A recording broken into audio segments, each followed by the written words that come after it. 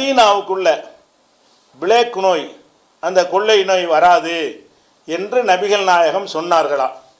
அப்படியானால் தற்போது corona virus தாக்கம் மக்கா மதீனாவில் இருப்பது ஏன் கேட்குறேன்.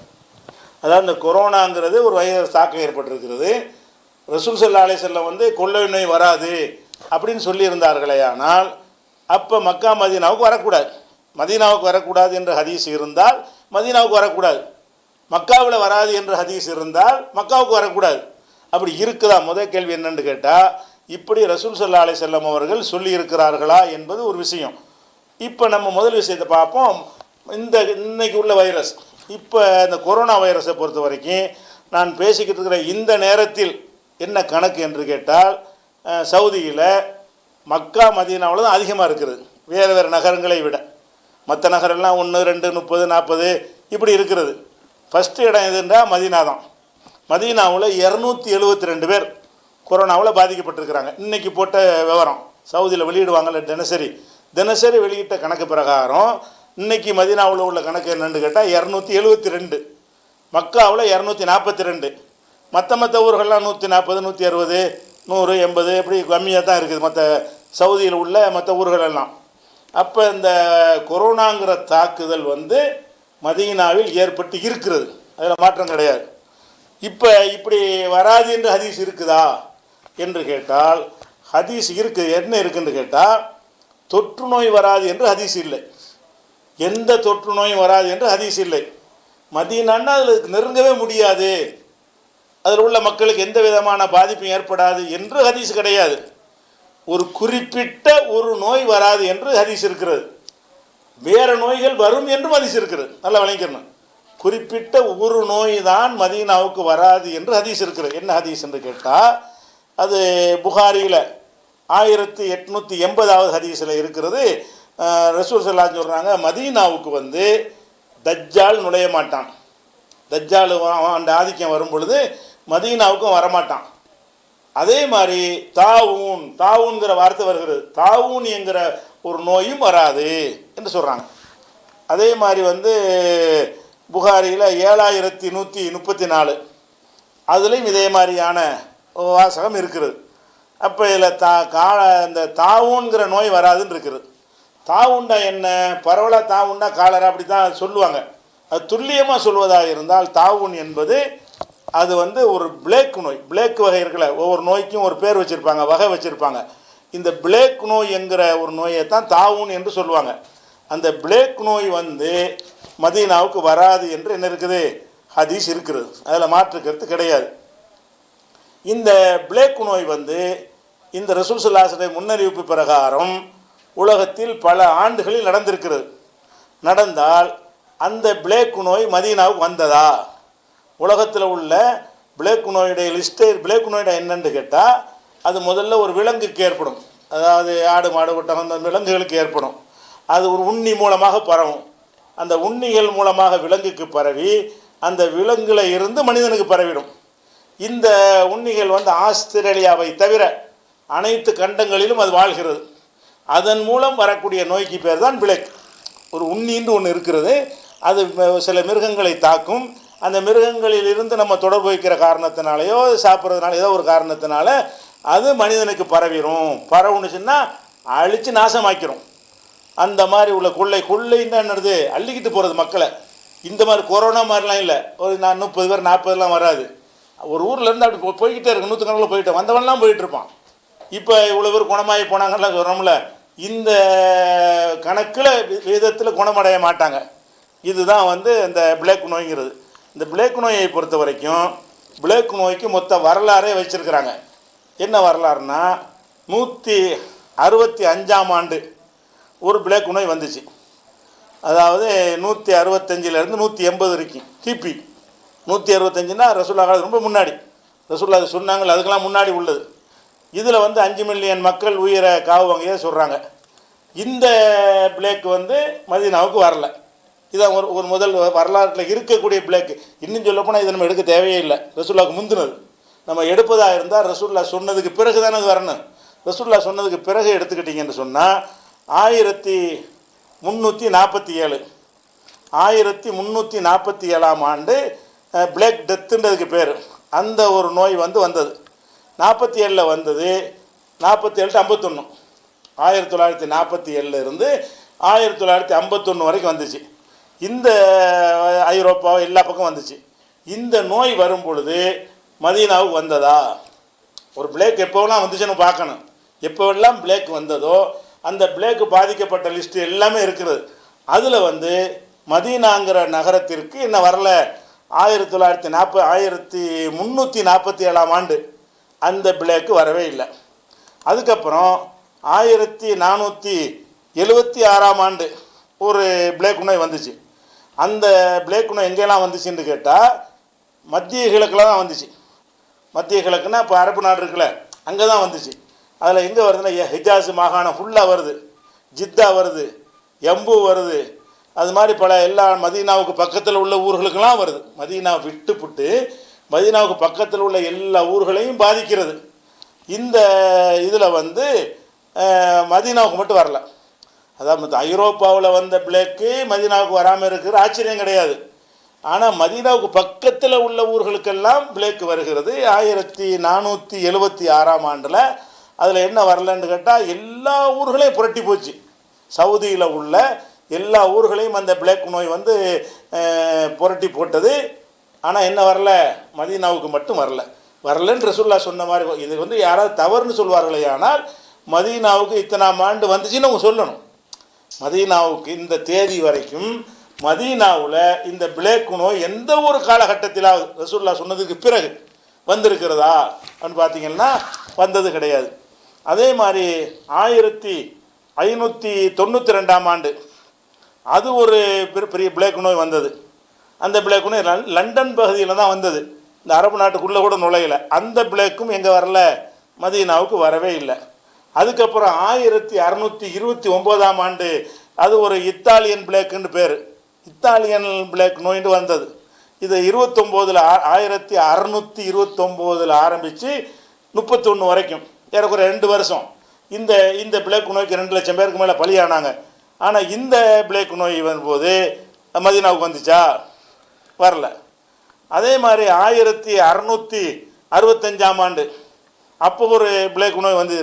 அந்த நோய் வந்தது எங்கள் 65 இருந்து 66 வரைக்கும். இது கிரேட் பிளேக்குன்னு சொல்லி பேர் இதுக்கு. அப்போ இந்த பிளேக் நோய் வந்த பொழுதும் உலகத்துக்கு வந்த பொழுதும் மதீனாவை அந்த நோய் தாக்குனது கிடையாது. 1720 ஆண்டு ஒரு பிளேக் நோய் வந்துச்சு. மத்திய கிழக்கு நாட்டில் பரவியது. மத்திய கிழக்கு நாட்டுனா இப்போ சவுதியில் இருக்குல்ல, அந்த அரபு நாட்டில் 1720 ஒரு பிளேக் நோய் வந்திருக்கிறது. ஆனால் மதீனாவுக்கு வரல. அந்த 1720 வந்த அந்த பிளேக் நோய் மதீனா நகரத்தை மட்டும் தாக்கல, மத்திய கிழக்குன்னா அந்த வளைகுடா நாடுகள் எல்லாத்தையுமே தாக்கியிருக்குது. அதே மாதிரி 1855 ஆண்டு அது ஒரு பிளேக் உலகம் முழுவதும் பெரிய அளவில் பறக்குனது. இப்போ கொரோனா சீனாவில் உண்டான மாதிரி இந்த பிளேக்கு சீனாவில் தான் உண்டானுச்சு. சீனாவில் உண்டாகி உலகம் பூரா பரவுனுச்சு. இந்தியா வரைக்கும் வந்துச்சு இந்த பிளேக்கு. இது 1855 ஆண்டில் உள்ளது. இந்த தொற்றுக்கும் பல பேர் பலியானா கூட இது மதீனாவுக்கு வந்துச்சா? பிளேக்குடைய வரலாறுலாம் எடுத்து பார்க்கணும்ல. எப்போவெல்லாம் பிளேக் வந்துச்சு அந்த பிளேக் மதீனாவுக்கு வந்துச்சான்னு பார்க்கணும். அப்போ வரவே இல்லை. அதனால் இதில் ஃபஸ்ட்டு விளங்கி கொள்ள வேண்டியது ரசூல் ஸல்லல்லாஹு அலைஹி வஸல்லம் சொன்னது என்னன்னு கேட்டால் பிளேக் நோய் வராதுன்னு தான் சொன்னாங்க. என்ன வராதுன்னு சொல்லலை, வேறு நோய்கள் வராது, அந்த கொரோனா வராது, சார்ஸ் வராது, அது வராது, இது வராது, வேறு நோய் வராது, இந்த மாதிரியான கேரண்டி எதுவும் கொடுத்தாங்களான்னா கொடுக்கல. அப்போ அந்த புனித பூமிக்குள்ளே நோய் நெருங்க முடியாது என்பதற்காக சொன்னதே கிடையாது. எதுக்கு சொன்னது? ஒரு முன்னறிவிப்பு தான். நான் அல்லாஹ்வுடைய தூதர் என்பதற்காக ஒரு செய்தியை சொன்னாங்களே தவிர மதீனாவா அதில் நோய்க்கு இடமே கிடையாது அப்படின்னு ரசூலுல்லாஹ் சொன்னாங்களான்னா அப்படி கிடையாது. அதை நம்ம பார்த்தோம்னு சொன்னால் மதீனாவையே பாதிக்கிற நோய்கள் வரும் என்று மதீனாவுக்கு ரசூலுல்லாஹ் வந்துட்டாங்க. ஹிஜ்ரத்து பண்ணி வந்த உடனே அபூபக்கருக்கு உடம்பு சரியில்லை, பிலாலுக்கு சரியில்லை, எல்லாருக்கும் கடுமையான காய்ச்சல், அந்த மாதிரி எல்லாம் என்ன செய்கிறது? மதீனாவை பிடிச்சி ஆட்டுகிறது அந்த நோய். அப்போ ரசூல் ஸல்லல்லாஹு அலைஹி வஸல்லம் அதெல்லாம் வராதுன்னு சொன்னாங்க. மதீனா தான், அல்லாஹ்வுடைய ரசூல் தான் இருக்கிறாங்க. நிறைய நபித்தோழர்கள் அதனால் பாதிக்கப்பட்டாங்க. அப்போ அது புகாரியில் 1889 மதீனாவில் நோய் வரும். பிளேக்கு தான் வராதே தவிர வேறு வேறு உலகத்தில் வர்ற பாதிப்புகள்லாம் வரத்தான் செய்யும். அல்ல நாடினால் வர வேண்டும் என்றிருந்தால் அது வரத்தான் செய்யும். அதே மாதிரி 2643 புகாரில் பாருங்கள், அதில் அபுல் அஸ்வதுங்கிறவர் சொல்கிறார். அபுல் அஸ்வதுங்கிறவர் சொல்கிறாரு, அத்தைத்துல் மதீனா, நான் இது ரசூல்லா காலத்துக்கு பிந்தி நடக்கிறது. மதீனாவுக்கு வந்தேன். வரும்பொழுது கது வக்காபிஹா மரதும், அந்த மதீனாவில் ஒரு நோய் தொற்று ஏற்பட்டிருக்கிறது. ஒகும் யமூத்தூன மௌத்தன் சரியா, பெரிய எண்ணிக்கையில் செத்து மடிந்து கொண்டே இருக்கிறார்கள். நான் மதீனாவுக்கு வர்றேன். அது யாருடைய காலம்னா உமர் ரலியல்லாஹு ஆட்சி காலம். இந்த ஹதீஸில் சொல்லப்படுற சம்பவம் என்னன்னு கேட்டால், உமர் ரலியல்லாஹு ஆட்சி காலத்தில் ரசூலுல்லாஹ்வுடைய காலத்துக்கு பிறகு கொள்ளை நோய் வந்திருக்குது. யார் காலத்தில்? உமர் தாவூன் வரல, பிளேக் வரல, வேறு விதமான மனிதர்களை காவு கொள்ளக்கூடிய நோய் வந்திருக்கிறது. அந்த வருஷம் நான் மதீனாவுக்கு போனேன். போய் இப்போ ஜலஸ்தி இலா உமர் ரலியல்லாஹு, உமர் ரலியல்லாஹு பக்கத்தில் போய் உட்கார்ந்தேன். உட்கார்ந்துட்டு இருக்கும் பொழுது ஒரு ஜனாசா வருது. வந்த உடனே அதை மக்கள்லாம் புகழ்ந்தாங்க. அப்போ உமர் சொன்னார், வஜபத்து, உறுதியாகிவிட்டது அப்படிங்கிறாரு. கொஞ்ச நேரத்தில் அடுத்த ஜனாசா வருது. உட்கார்ந்துட்டு இருக்கும்போது வந்துக்கிட்டே இருக்கு. எந்த அளவுக்கு தாறுமாறாக மூத்த வராங்க. கொஞ்ச நேரத்தில் ஒரு உமர் பக்கத்தில் உட்கார்ந்துருக்குறாங்க. ஒரு ஜனாசா, நான் நல்ல மனுஷன் அப்படின்னு பேசிக்கிறாங்க. உறுதியாகி விட்டதுங்கிறார் உமர். அடுத்து இன்னொன்று வருது, அடுத்து இன்னொன்று வருது. இப்படியே 3 இது வந்துருச்சு.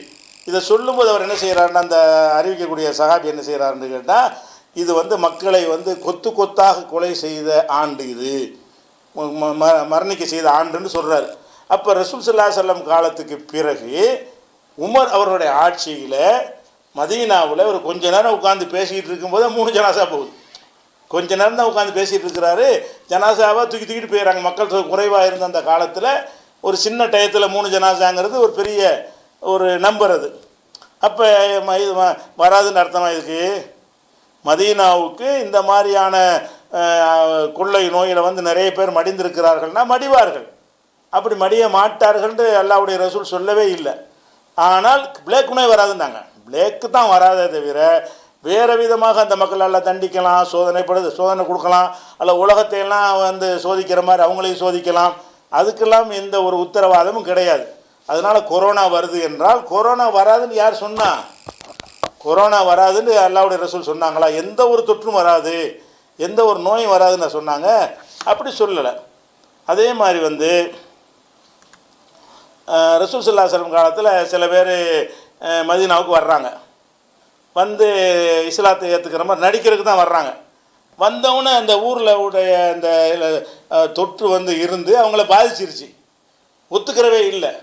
அதுக்கப்புறம் அங்கே தங்கி ஒட்டகத்தினுடைய பாலை குடிங்க, ஒட்டகத்தின் சிறுநீரை குடிங்கன்றாங்க. அவங்க குடிச்சு குணமான பிறகு ஒட்டகத்தெல்லாம் ஓட்டிகிட்டு போயிட்டாங்க. அது ஒரு விஷயம். அந்த மதீனாவுக்குள்ள அந்த தொடர் மனிதர்களை பாதிக்கக்கூடிய நோய் வந்திருக்கிறது என்பதை புகாரியில் 233வது ஹதீஸில் நீ என்ன செய்யலாம், பார்க்கலாம். அதே மாதிரி ரசூல் ஸல்லல்லாஹு அலைஹி சொல்கிறாங்க, முஸ்லீமில் சொல்கிறாங்க, யார் மதீனத்தை லா யஸ்பிரலா லவாயில் மதீனத்தி ஒரு சித்தத்திக அகதுன் மின் உம்மத்தி, என்னுடைய உம்மத்தில் ஒருத்தர் இந்த மதீனாவுடைய சோதனைகள், மதீனாவுடைய கடுமை, இதை பொறுமையாக சகித்து கொண்டாரையானால் இல்லா குன்துலஹு ஷஃபியன் யௌமல் கியாமா, கியாம நாளில் நான் அவருக்கு பரிந்துரை செய்வேன். அப்போ வருங்கிறாங்க. இந்த மதீனாவில் இருக்கும்போது அதில் வருகிற துன்பங்கள், அதில் வருகிற சிரமங்கள், இதையெல்லாம் நீங்கள் சகிச்சுக்கிட்டீங்கன்னு சொன்னால் மறுமை நாளில் உங்களுக்கு நான் சிபாரிசு செய்வேன் என்றால் என்ன அர்த்தம்? வரும்னு அர்த்தம். அதாவது இந்த மதீனாவுக்குள்ளே துன்பம், கஷ்டம், நோய், நொடி எல்லாமே வரும், வராமலும் இருக்கும். வரவே செய்யாது என்கிற கேரண்டி கிடையாது. அப்போ மற்ற ஊரில் எங்கள் ஊருக்கு உங்கள் ஊருக்கு என்ன மாதிரி எல்லாம் வருமோ அந்த மாதிரி மதீனாவுக்கும் வரும். ரசூல் அடங்கியிருக்கிற பூமி, ரசூல்லா வாழ்ந்த பூமி, சஹாபாக்கள் வாழ்ந்த பூமி அப்படிங்கிறதெல்லாம் ஒரு காரணத்தை வைத்து அவங்களுக்கு எந்த துன்பமுமே வராது, எந்த நோயுமே வராது என்று இஸ்லாம் சொல்லவே இல்லை. எல்லாம் வரும். அப்படி தான் அல்லாஹ் அமைத்திருக்கிறான். அதனால் மதீனாவுக்கு வராது என்று ரசூல் ஸல்லல்லாஹு அலைஹி வஸல்லம் சொன்னது ஒரு உண்ணியின் மூலமாக பரவி அதிகமான மக்களை பாதிக்கக்கூடிய பிளேக் நோயை பற்றி தான் சொன்னார்கள். அந்த பிளேக்கு வந்த எந்த ஒரு வரலாறு நீங்கள் எடுத்து தேடி பார்த்தாலும் அதில் என்ன செய்யலை, மதீனாவுக்கு வரவே கிடையாது. மதீனாவை சுற்றி வந்துச்சு. உமர்ல இல்லாத காலத்தில் அம்பாஸுங்கிற பகுதியில் ஒரு இதே பிளேக் நோய் வந்துச்சு சிரியாவில். அப்போ கூட எங்கே வரல, மதீனாவுக்கு வரல. அப்போ மதீனாவில் வந்து பிளேக்கு நிறைய உலகம் சந்தித்திருக்கிறது. மதீனாவுக்கு பக்கத்தில் ஒரு 2-3 ஆண்டுகள் 2-3 பிளேக் நோய் வந்திருக்கிறது. அந்த நேரத்தில் கூட மதீனாவை பாதிக்கலை. அப்போ ரசூல் ஸல்லல்லாஹு அலைஹி வஸல்லம் சொன்ன அந்த வாசகம் மதீனா மக்களுக்கு துன்பம் வராதுங்கிற அர்த்தத்தில் கிடையாது. குறிப்பிட்ட நோய் வராதுங்கன்னா இறை தூதருங்கிறதுனா தஜ்ஜால் ஆன்மீகத்தில் சம்மந்தப்படுத்துகிறாங்க பாருங்கள். தஜ்ஜாலும் வரமாட்டான், பிளேக் நோயும் வராது. அப்படின்னா என்ன அர்த்தம்? அந்த பிளேக் நோய் வராமல் இருக்கிறதை வைத்து அல்லாஹ்வுடைய ரசூல் உண்மைதான் சொன்னார்கள் என்று நம்ம ஒரு நாள் என்ன செய்வோம், உறுதிப்படுத்தி கொள்வோம். அப்போ இனியும் ஒரு கட்டத்தில் பிளேக் நோய் 1400 வருஷமாக வந்த பிளேக் நோய்களில் வந்து அந்த ஊருக்கு மட்டும் வரலன்னு சொன்னால் இனியும் வராது தான் நம்ம நம்புகிறோம். அது ரசூல் ஸல்லல்லாஹு அலைஹி வஸல்லம் சொன்னபடி தான் நடந்து கொண்டிருக்கிறது. வர வாய்ப்பு இருந்தும் வரவில்லை, வருவதற்கு வாய்ப்பு இருந்து கூட என்ன செய்யலை, வரல. இது ஒரு விஷயம்.